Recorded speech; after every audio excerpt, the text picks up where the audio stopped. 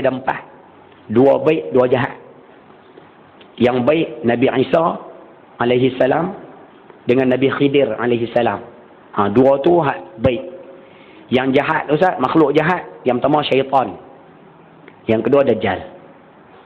Minal munzarin, mereka dipanjangkan umur oleh Allah Subhanahu Wa Taala. Baik. Dajjal, untuk maklumat dulu sekalian, kita duk faham selama ni mata dia buta sebelah, betul? Rupanya dalam hadis riwayat Imam Tabrani ada 2 tanda. Tanda ni akan keluar selepas Dajjal mengaku dia Tuhan. Sebelum dia mengaku dia Tuhan, tanda ni belum lagi keluar, ataupun tanda ni tak ada. Lepas dia keluar baru ada. Lepas dia mengaku jadi Tuhan baru ada sekalian. Yang pertama, mata buta sebelah. Ulama sebut matanya buta sebelah kiri, dan di dalam mata tersebut ada biji, macam biji kismis. Ni ada dalam mata ni. Mata sebelah kanan dia terkeluar ke depan. Kita nak panggil macam tersembul keluar tu. Tapi bukannya jatuh di bawah, tapi nampak terkeluar sikit. Jadi dua-dua mata dia cacat. Tapi tanda ni akan keluar selepas dia mengaku jadi Tuhan, selepas dia mengaku ataupun dia menjadi ketua negara. Dia bukan orang biasa kan, dia ketua negara. Tanda yang kedua, ayah pernah dengar tulisan di dahi dia kaf fa ra. Tulisan tersebut akan muncul selepas dia mengaku jadi Tuhan. Sebab tu ulama-ulama Yaman, saya dapat mesej minggu lepas, 2 minggu lepas sekali. Ada sahabat kita di Yaman hantar mesej, ulama-ulama di Yaman sekarang tidur malam hampir 8 orang. Mereka tidur, mereka mimpi Dajjal telah keluar, tapi tak tahu di mana. Ayah setuju tak setuju, terpulang wallahu alam. Tapi kita nak sebut, kalau kata dia keluar Rasulullah, Allahu Akbar. Kemungkinan Ustaz, boleh jadi satu kemungkinan. Sebab sebelum Dajjal keluar, ada riwayat mengatakan dunia kita akan kering 3 tahun. Akan kering 3 tahun. Sebelum Dajjal menzahirkan diri dia sebagai Tuhan dah. Sebelum Dajjal mengaku dia jadi Tuhan dah, dunia kita akan kering 3 tahun. Kering itu maksud dia Ustaz, kemarau. Tahun yang pertama, hujan cuma turun 2/3. Makna daripada setahun 360 hari, hujan cuma turun 240 hari. Tahun yang kedua, hujan akan turun 120 hari. Tahun yang ketiga, hujan tak turun langsung.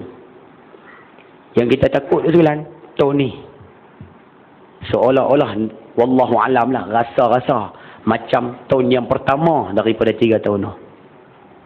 Sebab tu kita boleh tengok hampir 4 bulan, hampir 3 bulan, banyak mana hujan turun kan. Hati kan, hati tu. Allahu Akbar. Ada satu hadis Nabi pernah sebut, kalau Dajjal keluar, Nabi pesan pada orang lelaki-lelaki, kalau boleh ikat bini dengan anak-anak di rumah. Sebab apa Ustaz? Sebab bini dengan anak-anak kita dia akan cepat terpengaruh dengan Dajjal dah. Dia turun bawa syurga. Anak bini kita kira nak terapa api je. Kalau rasa susah nak faham Ustaz, apa maksud Dajjal ni? Mudah Ustaz. Dia buat offer yang cukup besar. Tak payah susah. Contoh Jasko. Jasko kan nak tutup, buat offer cukup besar. Berapa ramai dah anak kita pergi tu? Kah dalam ni pun pergi juga agak macam mana? Menyenyet bakat pergi saya. Kan Dajjal dia datang, dia offer syurga Ustaz. Berkenjah bakat ikut. Jasko buat offer ya, berkenjah bakat pergi. Allahu Akbar. Nabi kata, ikat anak, ikat bini kamu. Lepas ni saya pun nak kena ikat dah bini-bini saya lah. Tunggu kan. Baik. Dajjal dia keluar Ustaz, ada riwayat sebut dia akan keluar di Syam, antara Syam dengan Iraq, sebelah negara Arab lah. Dan dia akan bergerak ke seluruh muka bumi menaiki jet pejuang. Dia tak naik MH370. Dia naik jet pejuang. Jadi dia boleh pergi ke mana tempat atas muka bumi, melainkan Mekah, Madinah. 2 tempat dia tak boleh masuk. Ada malaikat yang menjaganya. Dalam hadis mengatakan, dia turun ke satu tempat Rasulullah, dia akan offer minta maaf. Dia akan suruh rakyat tempat tersebut mengaku diri dia sebagai Tuhan. Suruh orang kawasan tersebut mengaku diri dia sebagai Tuhan. Bila puak-puak tu mengaku, dia akan bagi. Nak hujan bagi, nak mewah bagi, nak kaya bagi, nak gelanggang futsal bagi, nak apa semua bagi. Hadis sahih riwayat Imam Muslim sebut, dia pergi ke tempat yang kedua, dia mai ke Taki. Dia kan? Dia mari ke Tati New Zealand, orang-orang Tati semua marah ke dia. Semua tak mau pada Dajjal. Hadis sahih riwayat Imam Muslim mengatakan Dajjal akan berlalu dari tempat tersebut. Maksudnya dia balik. Dan esok kawasan tersebut, Tati itu akan jadi kawasan tanah licin tandus. Tidak ada tumbuhan yang hidup di kawasan tersebut. Cuba bayang tuan. Kawasan yang dia lari tu ataupun kawasan yang dia balik tu, kawasan tu jadi tanah licin tandus. Translate mudah, jadi padang jarak, padang terkukur. Agak-agak dia buat apa? Dia jadi ketua negara. Dia memiliki semua kelengkapan dunia. Hatta dia memiliki kuasa nuklear. Agak-agak tempat yang bangkang ni dia buat apa tuan? Dia bom. Sebab itu ayah-ayah kalau tengok gambar peperangan di Iraq, kita tengok cerita perang di Chechnya, kita tengok gambar perang di Rusia, gambar Allahumma salli ala Muhammad, ada ulama sebut gambar bangunan runtuh tu silan, gambaran itulah yang akan berlaku bila Dajjal datang. Tempat yang bangkang dia akan jadi macam tu lah. Sebab itu ada ulama-ulama kita sekarang duk pesan supaya apa? Hidup seumpama orang-orang dahulu kala tu lah. Belajar balik makan daun-daun kayu. Mula-mula belajar balik menggunakan alat-alat yang tidak berkait dengan elektrik. Belajar balik hidup dalam keadaan susah. Kerana orang yang hidup pada zaman Dajjal, dia akan menghadapi kesusahan macam ni. Zaki lah, Zaki lah. Kita kuih takut lah naknya ni. Allahu Akbar. Memang kita duk nak kalau boleh Islam tegak di muka bumi Ustaz. Tapi benda-benda besar seumpama ni kita takut lah. Saya secara peribadi, kita takut lah. Duk fikir adik-beradik, duk fikir mak ayah, duk fikir anak-anak, duk fikir isteri. Takut lah. Bila Dajjal datang, Allahu Akbar. Dugaan dia cukup kuat. Nabi SAW sebut, Dajjal akan menguasai semua makanan di atas muka bumi. Dia monopoli semua sekali. Macam lah gula. Siapa monopoli? Kalau kawan tu nak harga naik, kita terpaksa ikut lah. Dajjal, dia akan kuasai semua makanan di atas muka bumi.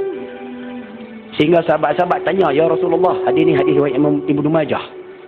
Ya Rasulullah, habis tu orang Islam akhir zaman nak makan apa ya Rasulullah? Baginda menjawab, orang Islam akhir zaman ketika itu akan bertahlil, la ilaha illallah, bertasbih, subhanallah, bertakbir, Allahu Akbar, beristighfar, astaghfirullahalazim. Zikir tu akan menggantikan makanan.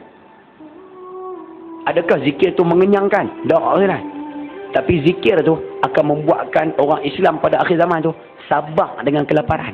Poin mudah kita sebut, akhir zaman memang lapar semua lah. Tu terjemah mudah. Siapa boleh tahan? Alhamdulillah. Siapa tak boleh tahan dengan kelaparan tersebut, dia akan mula ikut Dajjal. Anak kita hari ni, daripada hidup dia sekalian, berapa kali dia puasa sunat? Sekali dengan kita pun tak puasa sunat kan? Takut-takut tu dia pekat menyengit dia ikut je kan. Sehati lah, sehati. Faham ke saya duk cerita ni lah? Oh nampak senyap. Mudah punya khusyuk. Tunggu lah. Sebab tu kita minta sama-sama buat balik ibadah sekalian, sama-sama berpuasa sunat balik, sama-sama membaca surah Kahfi seperti yang dipesan oleh Nabi SAW. Banyak-banyakkan baca surah Kahfi. InsyaAllah Allah akan selamatkan kita daripada fitnah ujian Dajjal. Ayat 1 sampai 10 kena baca arah. Nah, mulai daripada hari ini Ustaz. Mudah-mudahan sama-sama ambil pengajaran insya-Allah. Dajjal cuma datang atas muka bumi tak lama, 40 hari. Kemudian Nabi Isa akan turun. Dan kemudian Nabi Isa akan membunuh Dajjal. Ya'juj Ma'juj Ustaz akan diperangi oleh orang-orang Islam. Ketika itu ayah akan tengok orang-orang yang sabat perjuangan di dalam Islam, dia akan bersama dengan Nabi Isa alaihissalam. Golongan hak lawan Islam Ustaz, kebanyakan mereka akan ikut Dajjal ni lah. Sebab itu disebut dalam kitab kita ni, penentangan tersebut akan berlaku sampai kiamat tu. Akan ada puak sokong Nabi Isa, akan ada puak sokong Dajjal. Ada puak jadi tentera Dajjal, ada puak jadi pengikut Nabi Isa alaihissalam. Sampai kiamat lawan, sampai kiamat akan lawan. Sebab itu mudah-mudahan kita minta doa pada Allah, Allah masukkan kita di kalangan pengikut orang-orang yang memperjuangkan Islam ni. Jangan masukkan kita di kalangan pengikut Dajjal ni. Boleh faham cakap tu Zalan? Clear? Baik.